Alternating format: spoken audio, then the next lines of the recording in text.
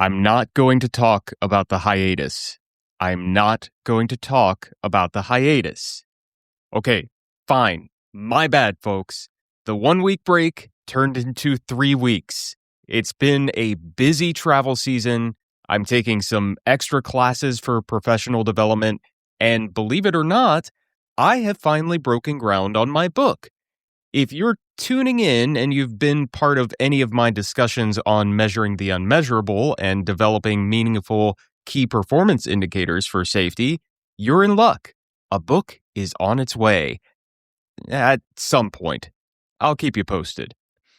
Also, I probably felt a little too confident about how we solved all the world's problems on the last episode, and I really just wanted that to stew for a bit.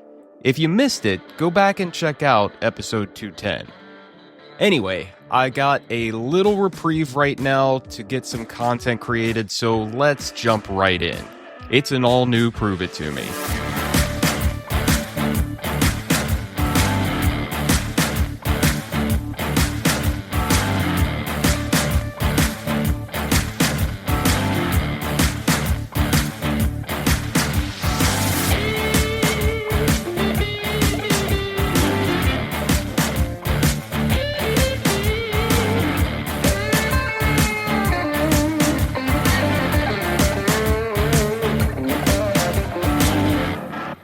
Welcome back to Prove It To Me. I'm your host, Dr. Matt Law.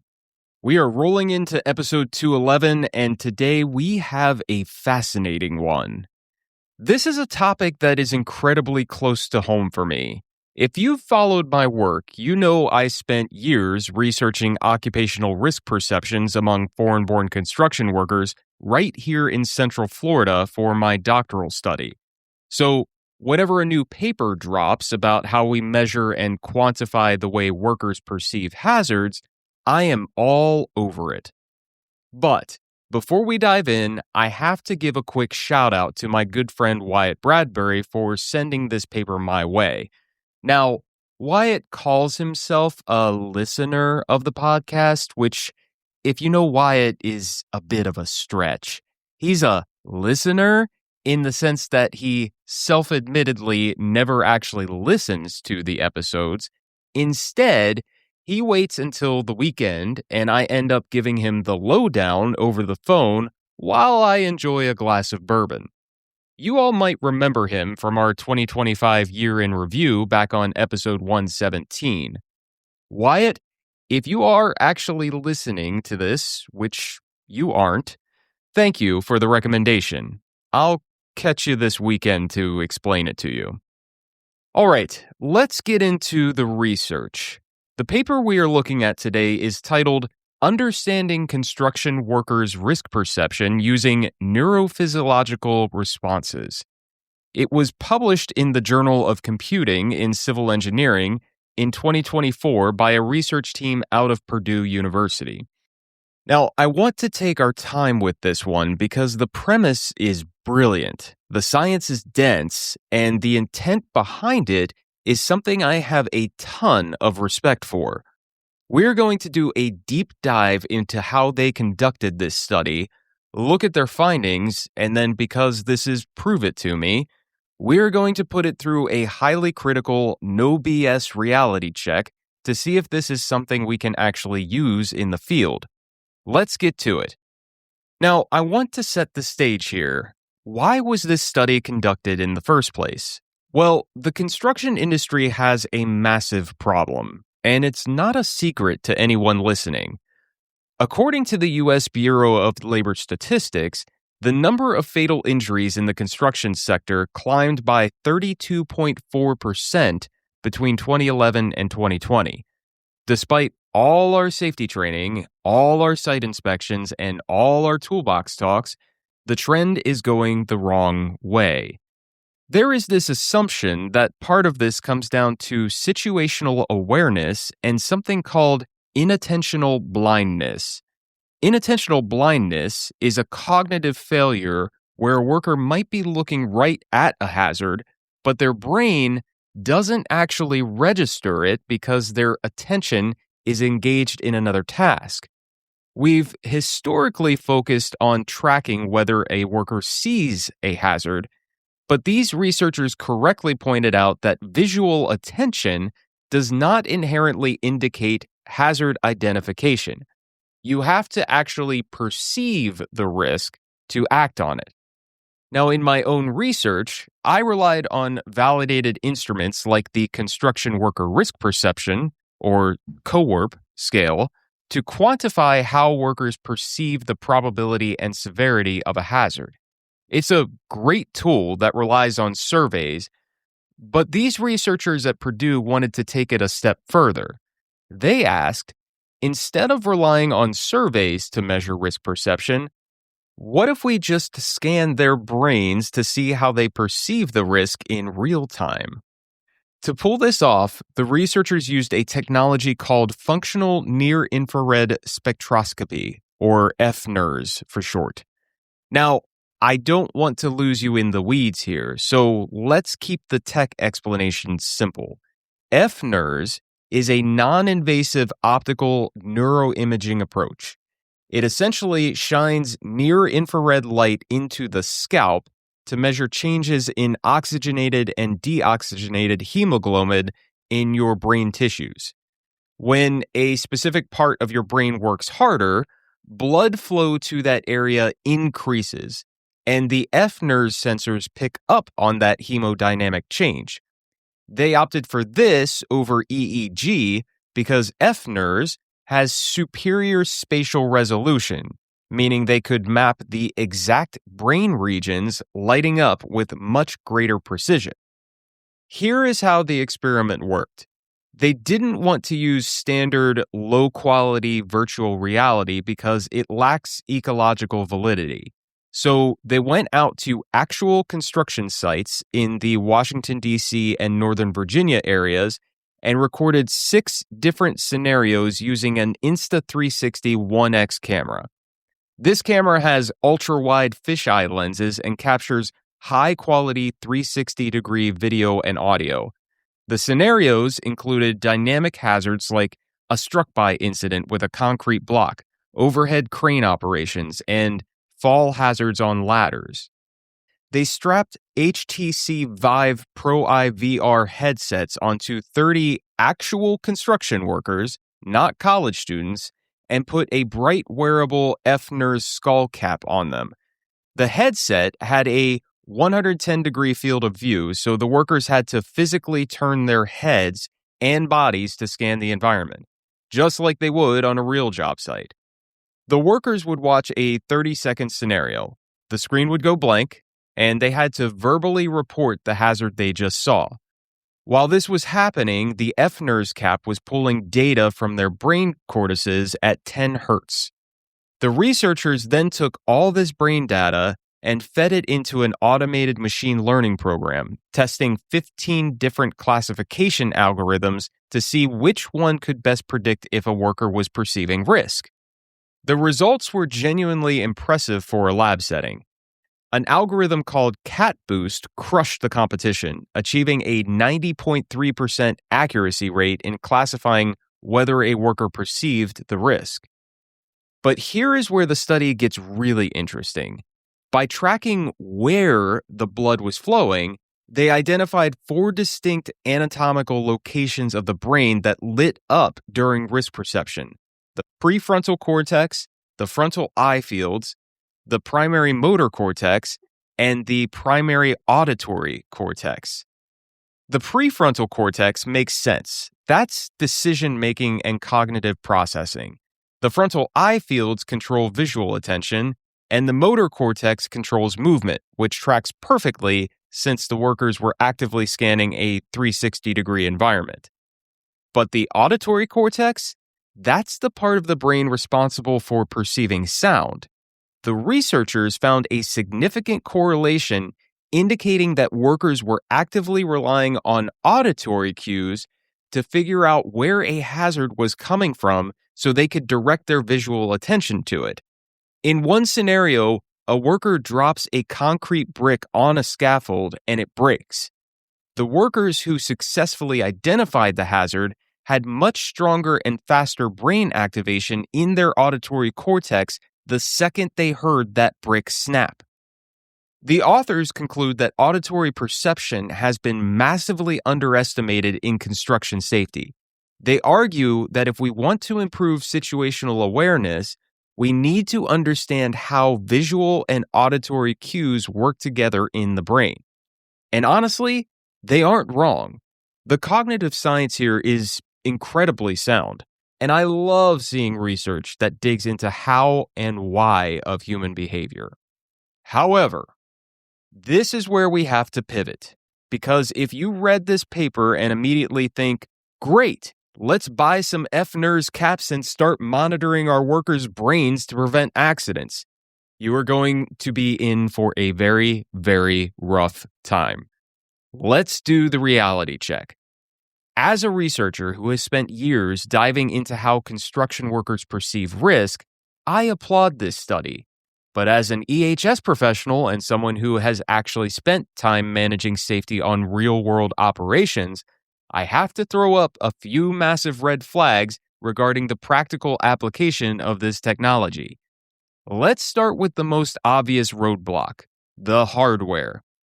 In the controlled environment of this study, workers wore a bright wearable fNIRS cap. This device uses 20 channels, including 10 transmitters, firing near-infrared light and 8 receivers catching the bounce back. To get accurate data, these transmitters and receivers have to be positioned flawlessly on the scalp.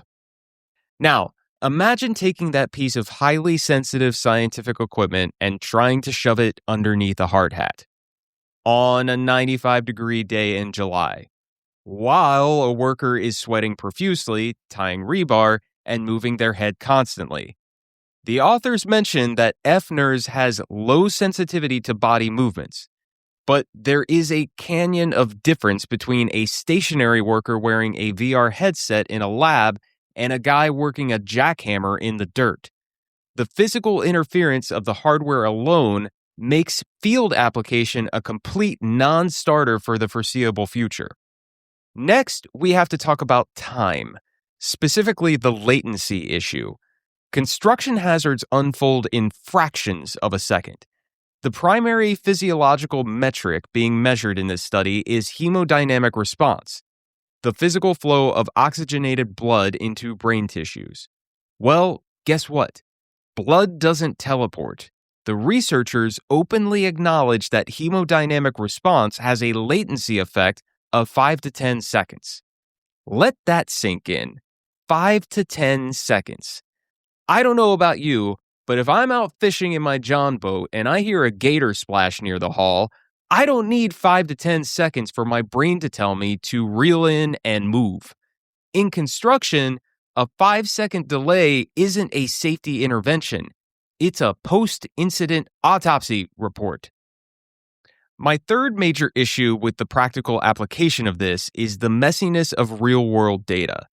When I was doing my own doctoral study, dealing with the messy reality of the field meant navigating language barriers, translating instruments into Spanish, and wrestling with self-reported data. But these researchers had to use MATLAB toolboxes and bandpass filters just to strip out the physiological noises like the workers' breathing, their heart rates, and their blood pressure. Furthermore, the auditory cues in their VR videos were scrubbed with an intelligent wind reduction algorithm to perfectly balance the sound. Real job sites are chaotic. The audio environment is an unfiltered mess of diesel engines, impact drivers, and wind. Translating this heavily sanitized lab data processing into an edge computing device that lives on a worker's head in real time is a monumental software engineering hurdle. And finally, we get to the biggest paradox of the whole study, the auditory contradiction. One of the most fascinating findings was how heavily the brain relies on the auditory cortex to perceive risk. Hearing the sound of that breaking concrete brick triggered hazard recognition faster and stronger. Okay, so hearing is critical for spatial awareness and risk perception. I agree.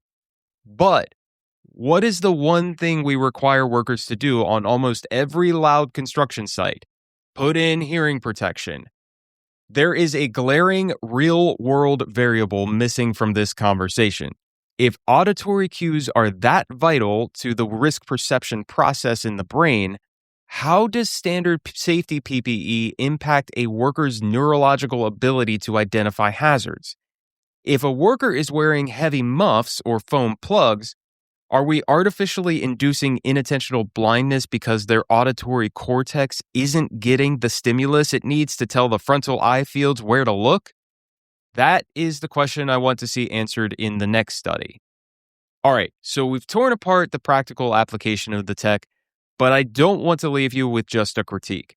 There is immense value in understanding why humans do what they do, and this paper gives us some great insights we can apply without needing to buy a single brain scanner.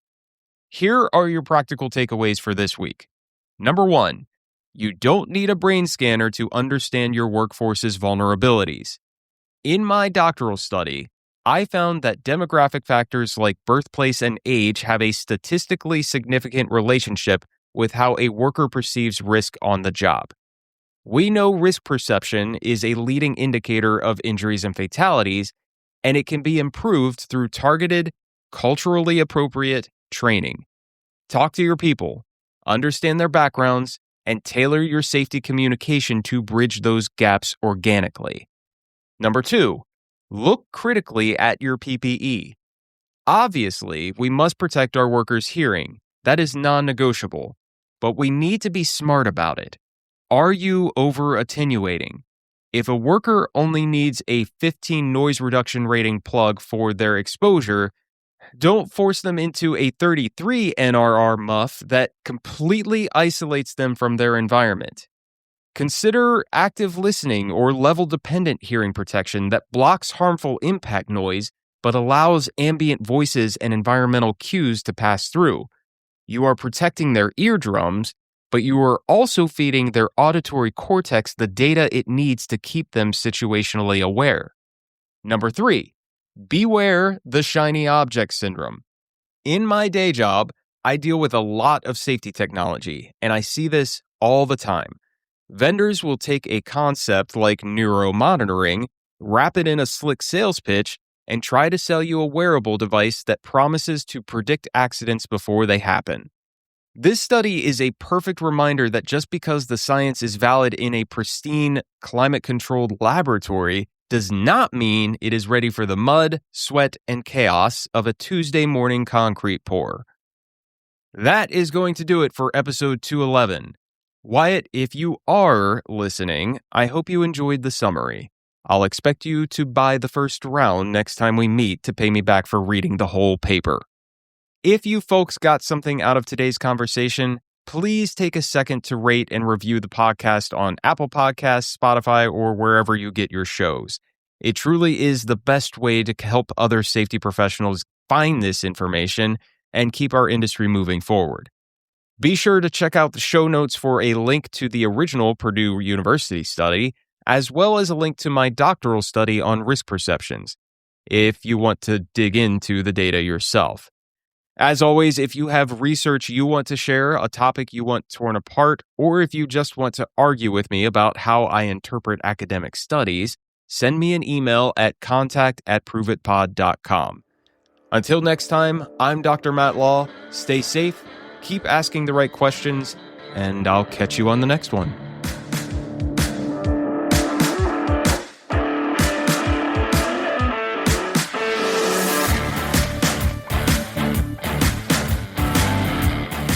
Prove It To Me is produced by me, Matt Law. Original music by Wes London. You can find this podcast on Podbean, Apple Podcasts, Spotify, YouTube, Amazon Music, and iHeartRadio. Like what you've heard so far? Please like, subscribe, and follow wherever you get your podcasts, and leave a 5-star review on Apple Podcasts. Got questions about what we talked about or research that you want to share? Send an email to contact@proveitpod.com.